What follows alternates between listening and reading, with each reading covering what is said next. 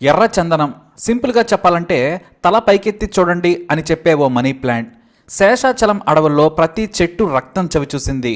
ప్రతి అడుగు రాత్రి సమయాల్లో అలజడి వినింది. ప్రపంచం నిద్రపోతున్న సమయంలో శేషాచలం అడవుల్లోని ఎర్రచందనం చెట్లు ఎర్ర కూలీల గొడ్డలి వేటుకు నేల కొరిగాయి. ఎందుకంటే అది ప్రాణం ఉన్న మనీ ప్లాంట్. తెల్లవారక ముందే ఆ ఎర్రచందనం ఏపీ సరిహద్దు దాటిపోతుంది. అటు నుంచి దేశం దాటి వెడుతుంది. కానీ కనిపించే ఈ చెట్టు కనక వర్షం కురిపిస్తుంది. వందలు వేలు కాదు, లక్షలు, కోట్లు కూడా. 3 చెట్లు కలిశాయంటే కోట్లు. ఇంత అద్భుతమైన చెట్టు మన నేలలపై పెరగడం మన అదృష్టం. కానీ దానిని కాపాడుకునేందుకు ప్రభుత్వాలు ఎన్నో భద్రతా ఏర్పాట్లు చేస్తాయి. వాటిని చీల్చుకుని తమిళ కూలీలు సరిహద్దు దాటి శేషాచలం అడవుల్లోకి వెళతారు. గొడ్డలి చేతిలో తలపై రుమాలు చుట్టుకుని చెమటను చిందిస్తారు. ఇక వారిది బ్రతుకు పోరాటం. అక్రమాల బాటలో కష్టపడి ప్రాణాలకు తెగించి 4 రూపాయలు ఇంటికి తీసుకెళ్లాలనుకుంటారు. ఆ బ్రతుకు పోరాటంలో ప్రాణాలు కూడా పోవచ్చు, గాయపడచ్చు, చివరికి జీవితం జైలు పాలు కావచ్చు. తెగించి ధైర్యం చేసిన వాడినే విజయలక్ష్మి గర్విస్తుంది, వరిస్తుంది. కానీ అక్రమాల విషయంలో ఎంత మాత్రం కాదు.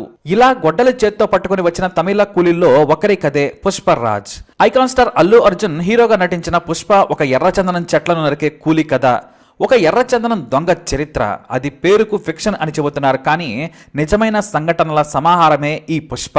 నిజమైన ఓ దొంగ సాహస జీవితమే ఈ పుష్పరాజ్ ఫుల్ స్టోరీ. తమిళనాడులోని తిరువన్వేలి నుంచి ఈ తమిళ కూలీలు వస్తూ ఉంటారు. మరీ ముఖ్యంగా జౌదుమలై అనే గిరిజన గ్రామం నుంచి ఎక్కువగా శేషాచలం అడవుల్లోకి కూలీ పనికి వస్తుంటారు. వీరికి జౌదు హిల్స్ లో పని దొరకదు. దొరికిన కేవలం 200కు మించి రోజు కూలీ దొరకదు. అదే శేషాచలం అడవుల్లో ఎర్రచందనం నరికితే వారానికి కనీసం 40,000 సంపాదిస్తారు. వీళ్లు చాలా మొరటు. వారి కొండల మీద నివాసం. శేషాచల అడవుల ప్రాంతం ఒకేలా ఉంటుంది. సులువుగా కొండలు ఎక్కగలరు. పాములు తేళ్లకు భయపడరు. పోలీసులుంటే తప్పించుకుంటామనే ధైర్యం. మొత్తంగా మహా ప్రమాదకరంగా ఉంటారు. పోలీసులనే ఎదిరించేంతటి ధైర్యం ఈ కూలీలది.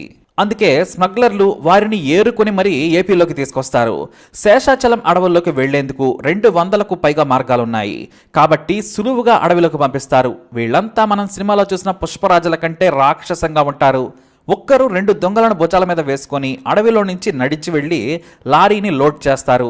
అంతటి బలశాలులు ఈ తమిళ కూలీలు. అయితే వీరందరికీ లీడర్ అనైకట్ బాబు. ఇతనిలోని కొన్ని స్మగ్లింగ్ ట్రిక్స్ ని పుష్పరాజులో పెట్టుకున్నారని టాక్.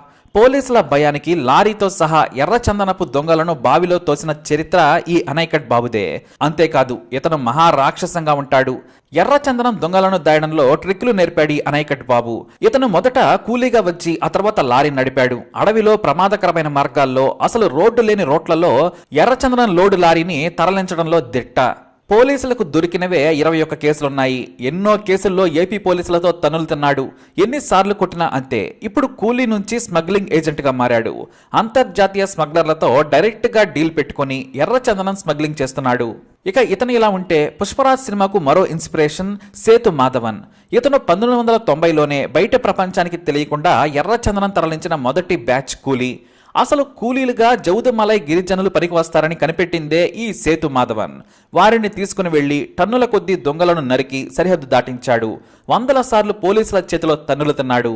అంతేకాదు ఎంత రాక్షసంగా ఉంటాడంటే 2013లో 2 ఫారెస్ట్ అధికారులను రాళ్లతో కొట్టి చంపిన తమిళ కూలీలకు నాయకుడు ఇతనే అని వార్తలు కూడా వచ్చాయి. నిర్దాక్షిణ్యంగా ప్రాణాలకు తెగించి దొంగలను తరలిస్తాడని పేరు.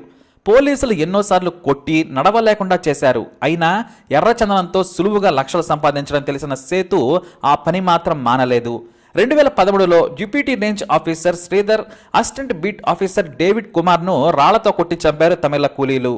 ఆ గ్యాంగ్కు లీడర్ సేతు మాధవన్ అనేది మరో టాక్. ఇతను కూడా మహాకిరాతకంగా ఉంటాడు. పోలీసుల లిస్టులో మొట్టమొదటి పేరు ఇతనదే ఉంటుంది. ఇతని చరిత్రే పుష్పరాజ్ సినిమాకు ఇన్స్పిరేషన్. దొంగలను దాయడం నుంచి ఫుడ్, సిమెంట్ లోడ్లలో దొంగలు దాచి తరలించడం మొదలుపెట్టిందే ఈ సేతు మాధవన్. అయితే పోలీసుల నిఘాను తట్టుకోలేక తమిళనాడుకు పారిపోయాడు. జనవరి 24, 2018లో 37 ఎర్రచందనం దొంగలను బీజింగ్కు తరలిస్తూ ఉండగా కడప పోలీసులు వలపన్ని పట్టుకున్నారు. వాటి విలువ 1.5 కోటి. ఆసక్తికరమైన విషయం ఏంటంటే ఇదే గ్యాంగులో వ్యూహాత్మకంగా అనైకట్ బాబు కూడా దొరికాడు. వీటితో పాటుగా ఎర్రచందనం స్మగ్లర్ల జీవితాలపై పరిశోధన చేసి డైరెక్టర్ సుకుమార్ పుష్ప మూవీని తెరకెక్కించాడు. కానీ ఇది నా కథేనని ప్రముఖ దర్శకుడు, కవి, యువ పరిశోధకుడైన రచయిత వేంపల్లి గంగాధర్ ప్రకటించి కొన్నాళ్ల క్రితమే సెన్సేషన్ క్రియేట్ చేశాడు. ఈయన కడప జిల్లాకు చెందిన సాహిత్య పరిశోధకులు, కేంద్ర సాహిత్య యువ పురస్కారం అందుకున్నారు. ఎన్నో కథలు, వ్యాసాలు, చరిత్ర పరిశోధన పత్రాలను ఆయన రాశారు. అదే క్రమంలో ఎర్రచందనం కూలీల బ్రతుకును, తెగింపును, సాహసాలను, డబ్బుల కోసం ప్రాణాలను లెక్క చేయని విధానాన్ని ఒక పుస్తక రూపంలోకి తీసుకొచ్చాడు. ఎర్రచందనం దారిలో తమిళ కూలీలు అనే పుస్తకాన్ని రాశారు ఆయన. ఆ పుస్తకంలో పోలీసులకు దొరుకుతామని తెలుసు, దొరికితే కొడతారు, జైలుకు తీసుకెళ్తారు, అవసరమైతే పోలీసుల చేతిలో ప్రాణాలు కూడా పోతాయని తెలుసు. అయినా ఆ తెగింపుతో పాటు దాని వెనుకున్న మూలాలను పరిశోధించి కథనాలు రాశారు. దాని ఆధారంగానే పుష్పరాజ్ కథను అల్లుకున్నారని డైరెక్టర్ సుకుమార్ మీద ఆరోపణలు చేశారు. వేంపల్లి గంగాధర్ కథలో క్యారెక్టర్లు లేకపోవచ్చు, కానీ పుష్ప సినిమాకు మూలమైన ప్రాణం కాన్సెప్ట్. ఆ మూలాన్నే నా పుస్తకంలో నుంచి తీసుకున్నారని ఆరోపించారు ఆయన. కానీ అప్పటికి సినిమా కూడా విడుదల కాలేదు. ఏమీ తెలియనప్పుడు ఎలా ఆరోపణలు చేస్తారని వేంపల్లి మీద విమర్శలు కూడా వచ్చాయి.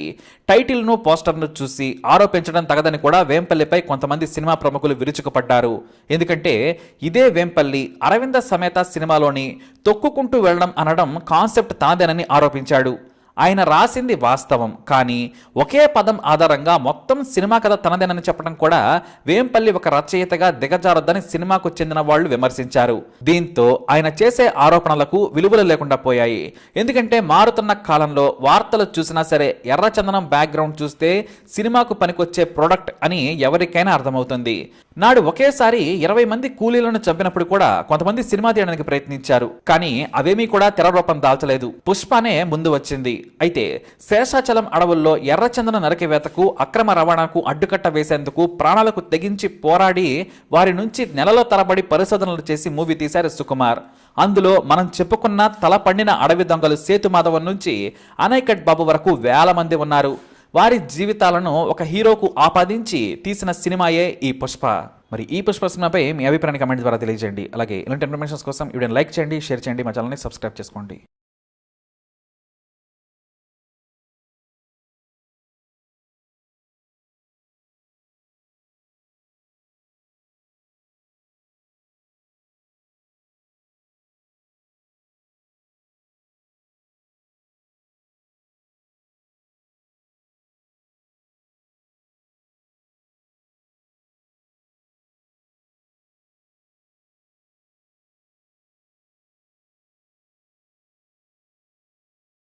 చేసుకోండి.